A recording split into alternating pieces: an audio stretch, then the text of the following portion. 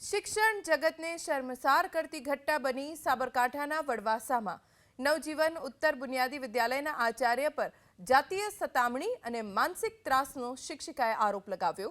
છેલ્લા 3 વર્ષથી અવારનવાર ઓફિસમાં બેસાડી બીભત્સ માંગ કરતા હોવાનો પણ દાવો કર્યો। એટલું જ નહીં, વોટ્સએપ પર મેસેજ કરીને પણ આચાર્ય ત્રાસ આપતા, જેને લઈ શિક્ષિકાએ ગ્રામજનો, શિક્ષણ અધિકારી, ટ્રસ્ટી મંડળ અને પોલીસ સ્ટેશનમાં લેખિતમાં રજૂઆત કરી।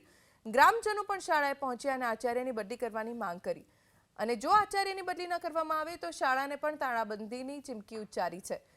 જિલ્લા શિક્ષણ અધિકારીએ તમામના નિવેદન લઈ યોગ્ય કાર્યવાહી હાથ ધરી।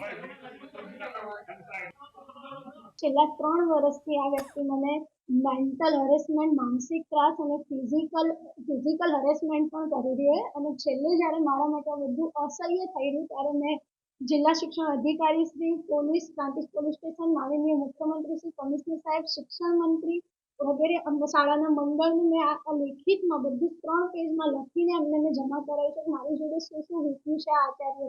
મારી રજૂઆત એટલી જ છે કે આ આચાર્ય જો આ સ્કૂલમાં હશે તો હું એ સ્કૂલમાં પગ નહીં મૂકું। અમારી શાળાના શિક્ષિકા બેનની જે ફરિયાદ અરજી આવેલી એના સંદર્ભે આજે બંને પક્ષોની દલીલો સાંભળી છે અને હવે મંડળ જે નિર્ણય લેશે એ બંનેના બાબતોને ધ્યાનમાં રાખીને લઈ જ લેશે।